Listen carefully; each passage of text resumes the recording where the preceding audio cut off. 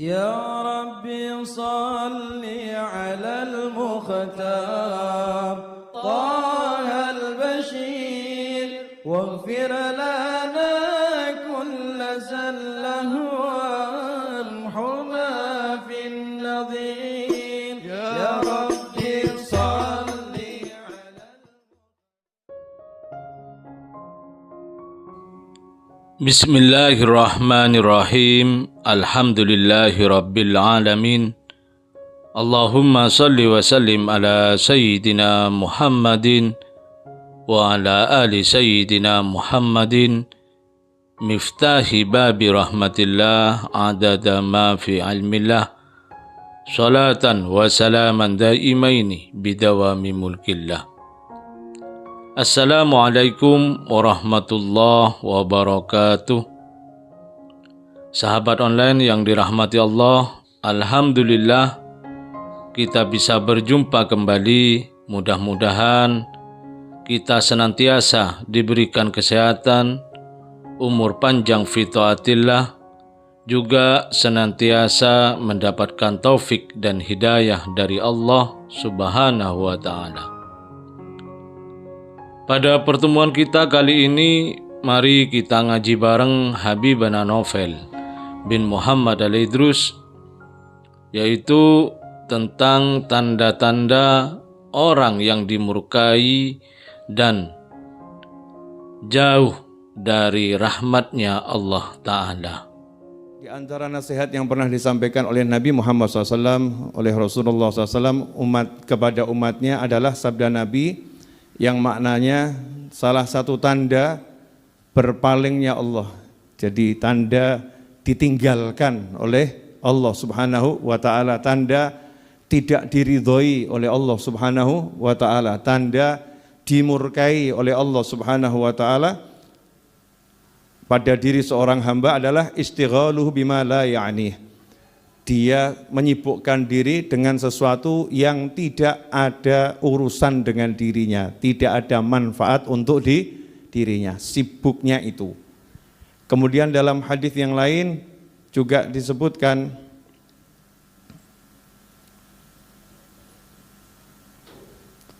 atau riwayat yang lain, wa inna mra'an dhahabat sa'atun min umurih, jika ada seseorang satu waktunya dari usianya itu hilang fi ghairi ma khuliqalah, untuk hal-hal yang tidak dia diciptakan untuk itu. Nanti kita bahas ya. Nah, dia umurnya dipakai untuk sesuatu yang tidak dia diciptakan untuk itu. La jadirun an tatula alaihi hasratuh, maka sepatutnya dia itu menyesal dengan penyesalan yang sangat panjang.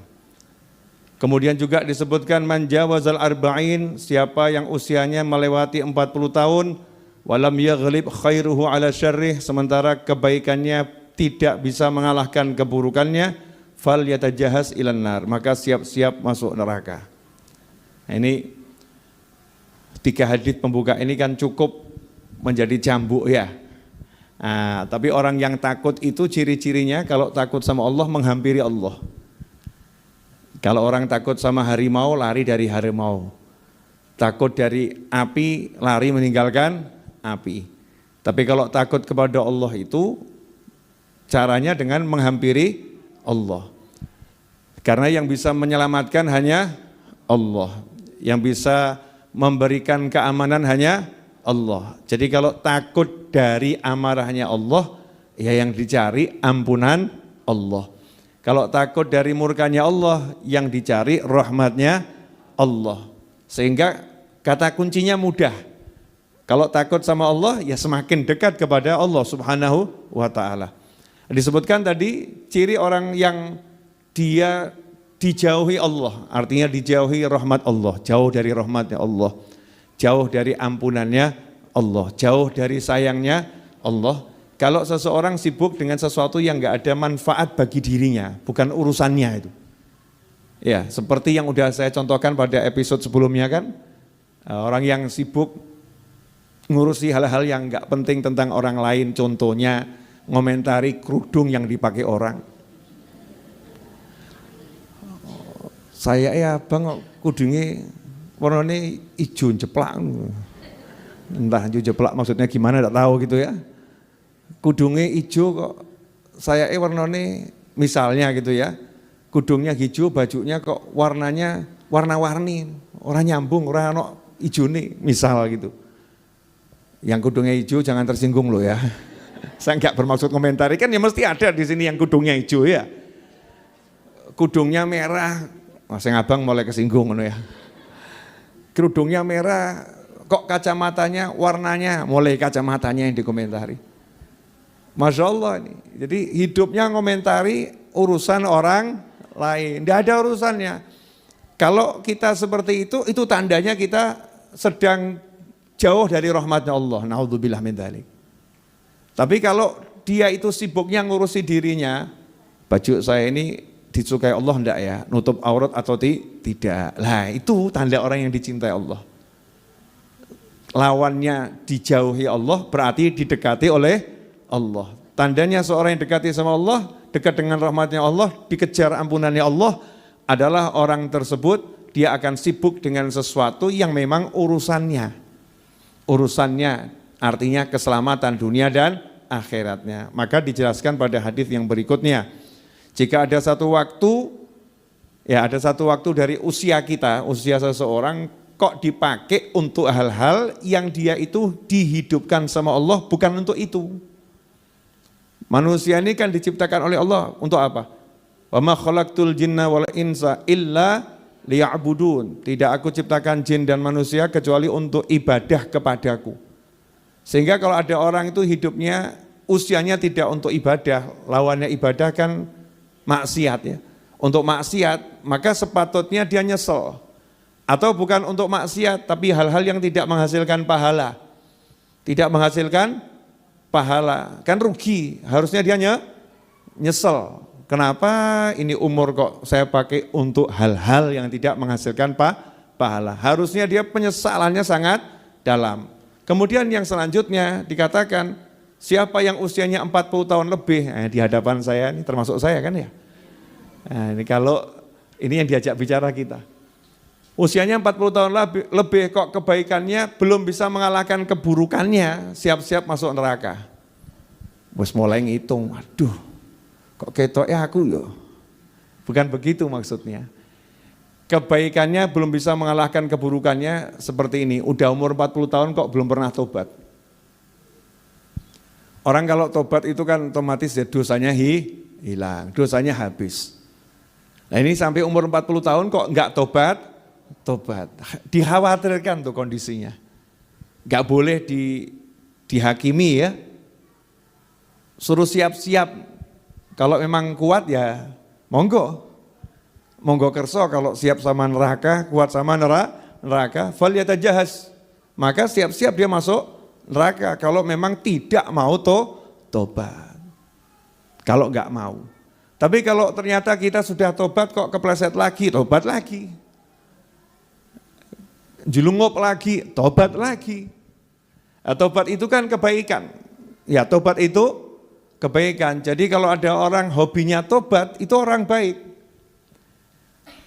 Berarti hobinya maksiat? Enggak, dia enggak hobi maksiat, kebetulan kepleset. Berbuat maksiat. Kepleset kok tiap hari, namanya juga jalanan licin. Jalannya kurang hati-hati, ya seharusnya enggak tiap hari seharusnya, tapi faktanya tiap hari. Tapi kan enggak diniati, memang enggak niat. Tapi kalau udah kelihatan kok katut ya. Namanya setan juga ada. Setan juga ada, nafsu itu yang mudah tergoda. Makanya orang disuruh introspeksi diri, memperbaiki diri, suruh istighfar, suruh minta ampun, suruh datang ke tempat yang baik. Biar apa? Biar sadar salahnya langsung tobat, selesai. Lah kalau besok jangan dibahas besok. Besok belum tentu nyampe kok. Kayaknya diuruskan saat ini. Saat ini punya dosa ya minta ampun. Selesai. Punya salah minta maaf, selesai. Lah saya udah minta maaf sama yang bersangkutan yang saya tuh pernah saya sakiti, saya minta maaf, minta diikhlaskan, diridhokan. Kok orangnya enggak mau, ya enggak apa-apa. Itu haknya orangnya untuk tidak memaafkan kamu. Yang penting kamu sudah minta maaf, sungguh-sungguh minta maaf. Kalau minta maaf udah sungguh-sungguh, selesai udah. Nanti Allah yang urus. Nah Allah ngurusnya bagaimana? Ya nggak usah nanya. Kan itu urusannya Allah subhanahu wa ta'ala. Buat hatinya lapang, saya udah sungguh-sungguh minta maaf, saya udah sungguh-sungguh tobat, ya sudah. Insya Allah yang tadi, yang lewat sudah selesai. Besok saya nggak akan ulangi lagi. Kok besok kepleset lagi? Ya tobat lagi. Nah setan bisikin, percuma kamu tobat kepleset. Namanya tomat. Tobat terus kumat. Nah, asal kumatnya nggak diniati ya nggak apa-apa. Yang penting tobat. Jangan dengarkan setan. Percuma kalau kamu tomat nanti ya gitu lagi. Percuma tobatmu, siapa bilang? Kalau tobat itu percuma, nggak ada amal soleh namanya tobat. Ya, Allah itu kan yuhibbut tawwabin, mencintai orang-orang yang suka bertobat dan suka sama orang yang suka mensucikan diri. Nah, ibu-ibu serta semua jamaah Masjid Ar-Raudhah dimanapun berada, ini pembukaan dari kitab Ayyuhal Walad disampaikan oleh Imam Ghazali rahimahullah kepada muridnya yang minta nasihat. Jadi muridnya itu dinasihati dulu, satu yang pertama kali gak usah ruwet ngurusin orang lain gitu loh. Gak usah ruwet ngurusi orang lain. Cek kepentingan kita. Saya mau mengingatkan diri saya pribadi dan semuanya yang mau ngambil nasihat dari peringatan saya untuk diri saya sendiri. Ya siapa tahu ada yang mau metik nasihat ini ya. Kita ini kan di bumi dan di dunia cuman sebentar ya. Cuman sebentar. Yang sudah berangkat itu sama yang tinggal banyak mana? Nah, wallahu a'lam ya. Yang jelas yang sudah berangkat jauh lebih banyak jumlahnya. Betul kan? Termasuk almarhum ayah saya di depan situ. Sudah berangkat duluan. Jadi otomatis nanti kita nyusul atau enggak nyusul? Nyusul. Lah kalau judulnya nyusul itu harusnya bawa bekal atau enggak bawa bekal? Bawa bekal. Lah kalau sadar begitu harusnya kita cari atau enggak cari bekalnya? Cari. Enaknya ngurusin orang lain atau ngurusin diri sendiri? Faktanya?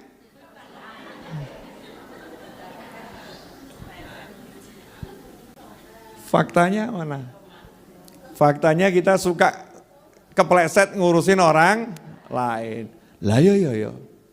Iya ya, itu loh yang satu itu. Kok orangnya gitu terus ya? Mau sampai kapan tuh dia? Orangnya itu loh Kak. Nyebelin. Kelihatannya tuh aktif tuh pengajian. Aktif, tapi wajahnya tuh loh. Saya kalau lihat wajahnya tuh rasa pengen muntah. Masya Allah, ngono sing ngomong ngono kuwi. Jadi sibuk ngomentarin orang lain, lah ngapain ngecek wajah orang lain. Cukup kan bersyukur, alhamdulillah wajahku nggak seserem dia, alhamdulillah, amit-amit gitu kan ya. Tanpa harus gunjing ngerasani jelekan. Makasih ya Allah, wajahku menyenangkan. Mudah-mudahan dia bisa jadi orang yang wajahnya menyenangkan. Jangan ruwet sama orang lain. Nah, yang buat hidup kita ruwet itu karena sibuk ngurusi orang lain. Orang tuh kalau suka ngomentari orang hidupnya masih nggak bahagia. Tonggonya bangun rumah, dia mulai komentar. Tonggonya loh bangun rumah. Mestinya kan alhamdulillah tonggo saya bisa bangun rumah. Iki tambah komentar. Duit kon dia. Kelihatannya melihara tuyul itu. Mulai ngawur-ngawur ya. Wah, dia kan janda ya. Tapi kok duitnya akeh ya. Jangan-jangan dia mulai ngawur lagi ya. Jangan asem. Karuan jangan asem, jangan lodeh ya. Tapi jangan-jangannya kan enggak jelas. Jangan. Nah, itu ngeri ngomentari orang. Usianya otomatis lanjutannya nih. Hadisnya usianya digunakan untuk sesuatu yang enggak manfaat. Kita ini akan ditanya tentang diri kita, maka ya fokus ngurusi diri kita sendiri. Saya tadi keluar cari headset. saya nggak punya headset, udah nggak pernah pakai headset, cari headset. Buat apa? Umur saya udah 50, harus lebih banyak denger ngaji. Tak sumpeli, wis gak krungu wong ngomong sak karepmu, sumpeli ngaji. Saya nggak ngurusin orang, saya mau ngurusin diri saya sendiri. Neng kubur kowe ora ngewangin jawab kok ya. Melu nglayat ora melu ngewangin jawab. Kamu ikut melayat mungkin, tapi kamu nggak ikut jawab malaikat yang nanya saya di kubur. Jangankan kok ikut jawab, bahkan di kubur kadang kamu buka HP transaksi. Update status, ngomong sama orang lain, ngobrol. Wah, suara ketemu mas, alhamdulillah ketemu yang kuburan, Masya Allah. Cik ilang utangmu apa? Lu tambah nagih utang. Nanti di kubur tuh kita jawab sendiri pertanyaan malaikat. Maka ya siap-siap. Kasih headset, sumpel. Kasih waktu kuping harus dapat berkah suara Al-Quran, gitu kan gitu ya. Cari itu. Pakai itu teknologi. Untuk apa? Siap-siap masuk kubur. Nah, itu namanya 40 tahun lebih, pengen telinganya lebih baik. Orang umur 40, 50, sudah 5 kok sing krungu ngerasani terus ya. Masih mau duduk sama yang ikut ngajak ngerasani, tinggal sudah waktunya. Saya menjaga perasaannya, ora usah. Nanti dia tersinggung, biar tersinggung. Kenapa? Kalau apa mati Kalau kamu meninggal terus gimana? Wong cuman begitu kok tersinggung, ya salahnya sendiri. Kamu sekarang kok nggak mau duduk sama saya? Lah piye ya jeng ya? Ya jane ya pengen, tapi aku wedi. Wedi apa? Dosa. Kok saiki sok alim awakmu? Masya Allah, amin. Aku ya orang elek-elek awakmu lho, ora, aku wedi dosa. Orang ngomong kowe gawe dosa. Tapi kowe cerita aku ra kuat. Lambeku ki lho pengen melu. Ya nyalahkan diri sendiri. Perbaiki diri. Udah waktunya, mau kapan ya? Mau kapan? Harus kita perbaiki diri. Makanya nasihat ini penting untuk saya, untuk siapapun yang mau ya ayyuhal walad, duhai anakku. Sesungguhnya kalau kamu dengar sabda tadi, orang yang dijauhi Allah itu yang sibuk dengan sesuatu yang bukan urusannya, maka kalau pengen didekati Allah, sibuk dengan sesuatu yang menjadi urusannya, yaitu ibadah. Nah, siapa yang umurnya 40 tahun lebih, maksiatnya masih lebih banyak, ya kuncinya tobat. Ya tidak terus istiqomah dalam maksiat, harus berjuang. Tapi kita nggak boleh ngomong ada orang, itu umurnya 65 kok masih mabuk-mabukan ya, ngerokok, nggak boleh. Itu untuk diri kita sendiri. Orang lain kita doakan, mudah-mudahan usianya nanti husnul khotimah, orang lain. Jangan ada nasihat dari kitab, niatnya buat nasihati orang terus. Tonton kowe iki sing maksud. Iki kowe iki. Cocok. Gua awakmu pas. Buat kamu pas, ini cocok buat kamu. Bukan begitu. Nasihat itu untuk diri kita sendiri, bukan untuk nyalah-nyalahkan orang, nasihatin orang, tapi niatnya begitu. Naudzubillah min dzalik. Kemudian wa fi hadhihi nasiha kifayatun li ahli ilm. Buat orang yang punya ilmu, maka nasihat 3 ini cukup. Memang betul. Kalau kita dengar 3 nasihat tadi belum cukup itu, ya kebangetan. Seharusnya sudah cukup sebagai cambuk ya, sebagai cambuk untuk mulai ngoreksi. Hari ini tadi kegiatan saya apa ya? Yang enggak disukai Allah apa? Mulai dihitung, oh ini gimana nih targetnya bisa saya tinggalkan. Oh Habib Novel kegiatannya masih enggak disukai Allah ini 1, 2, 3, 4, 5 bunderi. Harus berani ngomong gitu sama diri sendiri. Masa neliti diri sendiri aja enggak mau. Ora iki kata aku ora iki. Ora udah aku iki. Padahal dia ngono. Kalau duding orang lain itu sergap, oh tuh dia. Begitu diri sendiri, enggak lah masa sih saya begini. Enggak jujur namanya sama diri sendiri. Nanti akhirnya rugi. Alhamdulillah. Alhamdulillah kita telah menyimak penjelasan dari beliau Semoga ilmu yang telah kita peroleh ini dari Habibana Novel bin Muhammad Al-Idrus menjadi ilmu yang bermanfaat bagi kita, keluarga, dan anak cucu kita.